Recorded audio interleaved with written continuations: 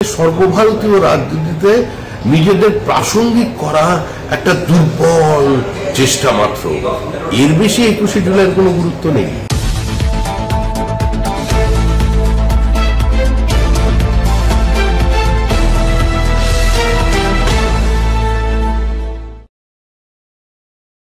কোনটা 21শে জুলাই?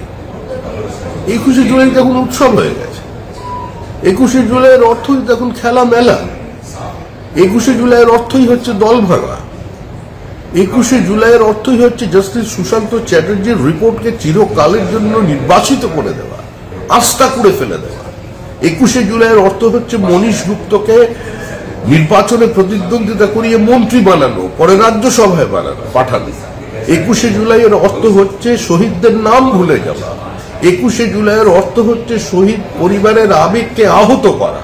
21শে জুলাইয়ের অর্থ হচ্ছে শুধুমাত্র বছরে একটি সভা, সেই সময় বাইরে থেকে কাউকে আমন্ত্রিত করে নিয়ে এসে সর্বভারতীয় রাজনীতিতে নিজেদের প্রাসঙ্গিক করা একটা দুর্বল চেষ্টা মাত্র, এর বেশি 21শে জুলাইয়ের কোনো গুরুত্ব নেই। একটা দল তৈরি হয়েছে, দল ছুটতে গিয়ে শহীদের মঞ্চে দাঁড়িয়ে কজন শহীদ হয়েছে তার নাম একবার শুনেছেন? কেউ যাবে না। পরিবারের আবেগের সঙ্গে প্রতারণা করে আজকের তার জন্য এটা শহীদের সমাবেশ নয়, শহীদের প্রতি সম্মান জানানো নয়, সর্বভারতীয় রাজনীতিতে প্রাসঙ্গিক হওয়ার আপ্রাণ চেষ্টা করে। জ্বলন্ত সমস্যা থেকে পশ্চিমবঙ্গের প্রতিনিয়ত আইন শৃঙ্খলার চূড়ান্ত অবনতি মানুষের এই ধরনের বিবৃতি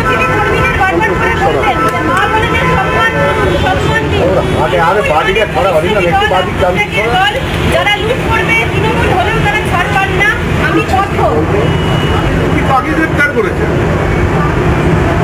উনি প্রশাসনিক সভায় দাঁড়িয়ে যে ব্যক্তিকে প্রতিষ্ঠিত বোমাবাজ বলেছেন, ওরা তো শুধু বোমাবাজ বলেন, তাকে তো তিনি পরবর্তীকালে বিধায়ক করেছেন।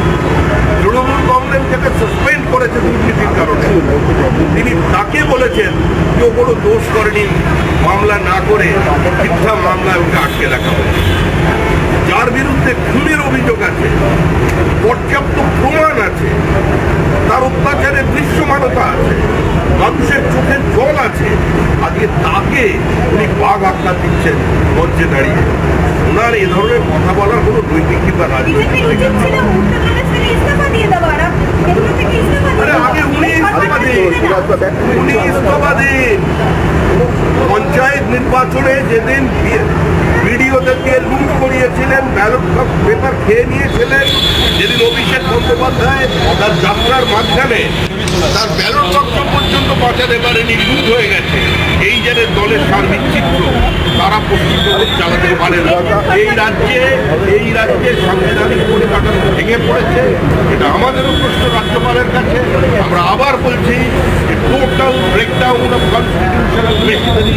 পশ্চিমবঙ্গের সংবিধান নেই, যুক্তরাষ্ট্রীয় ব্যবস্থা নেই, সংসদীয় রাজনীতির সৌজন্য নেই, বিধানসভাটাই পড়ে আছে, রাজনীতিটা নেই।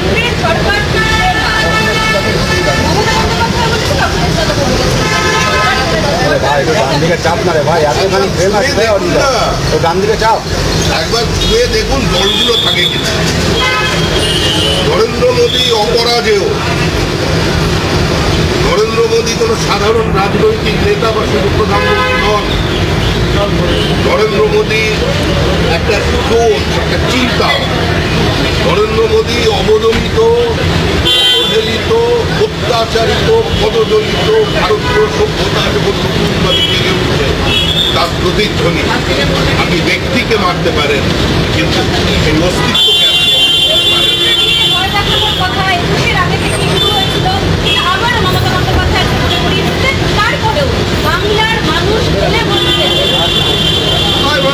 ভোট দিলেন,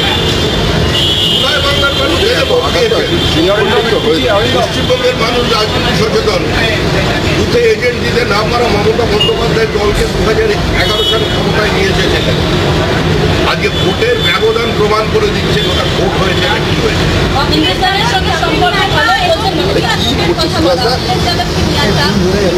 কথা বলা, আবার অন্যদিকে মালদায় আপনারা কেন ভুল বুঝছেন, কেন বলছেন না জানি না। কংগ্রেসকে যেখানে নেব কংগ্রেস একটি দল থেকে তাহলে 26 মালদার আনুগত্যমই হবে। একদিকে ইন্ডিয়া জোটের ছবি করেছেন, অন্যদিকে কংগ্রেস মালদা ওনাকে মালদা ফেরাবে না।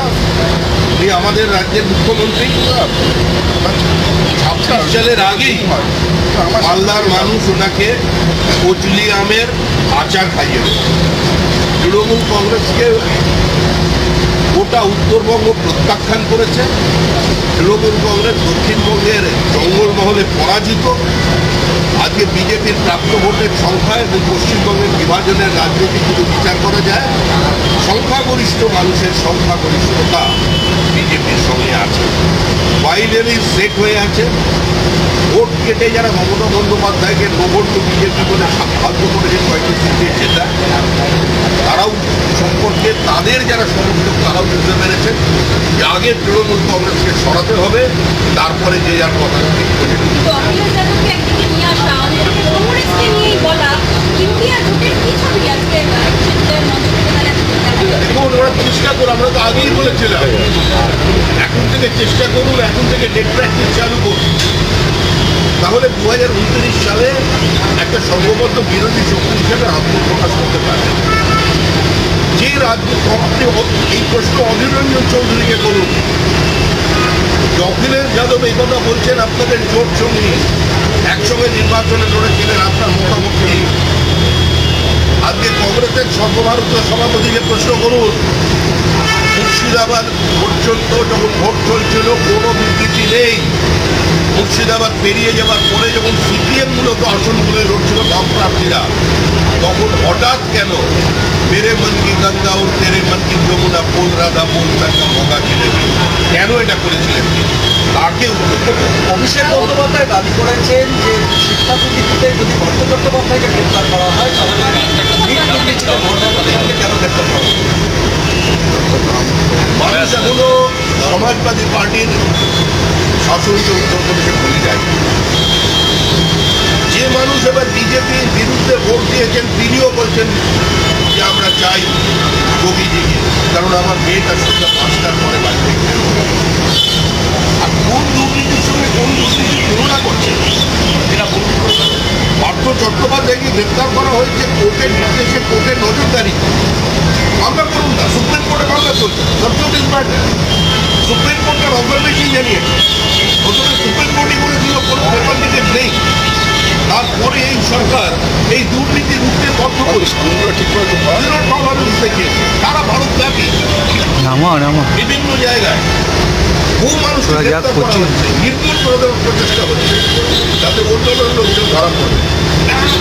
অভিষেক বন্দ্যোপাধ্যায় পরিবর্তনের বার্তা, এখানে বলছেন যে টাকা পয়সা নয়, বিত্তবান বিবেকবান কর্মী চাই। তাহলে দল কোথাও কি দুর্নীতি তৃণমূলের মাথায় চলে উঠেছে? দেখুন, এই কথাগুলো আপনি কলকাতা শহরে বিমানবন্দরের গেটে দাঁড়িয়ে আমার প্রশ্ন করছেন। এই প্রশ্ন যদি আপনারা প্রত্যন্ত গ্রামে গিয়ে কোনো প্রান্তিক মহিলাকে করেন, তিনি ভয় বুঝবেন যে আপনার মানে চিকিৎসার প্রয়োজন আছে, আর না হলে উনি হেসে পাঠিয়ে যাবেন। তৃণমূল কংগ্রেসের দুর্নীতি, তৃণমূল কংগ্রেস বিত্তবান। একটা অনুজ পান্ডের বাড়ি নিয়ে তোলপাড় হয়ে গিয়েছিল কোনো পশ্চিমবঙ্গের রাজনীতি। পঞ্চায়েতের প্রধানের ক্ষেত্রে তাকিয়ে দেখুন, এই যেখানে দাঁড়িয়ে আছেন ক্যালকাটা এয়ারপোর্টের গেট, একটু দূরে হেঁটে চলে যান, একজন রিক্সা চালকের কাছে গিয়ে বলুন যে দমদম চেয়ারম্যানের বাড়ি কোনটা। আপনাকে প্রথম প্রশ্ন করবেন পুরোনো বাড়িটা না নতুন বাড়িটা। বাড়িটায় আপনি যাবেন, গিয়ে দেখে আসুন, তারপরে বলবেন বিত্তবান। আরে ইনকাম ট্যাক্স দিয়ে রিটার্ন দিচ্ছেন, তারা দেখা যাচ্ছে এইরকম ইকোনমি খুব পৃথিবীতে কোনো জায়গায় হয়নি।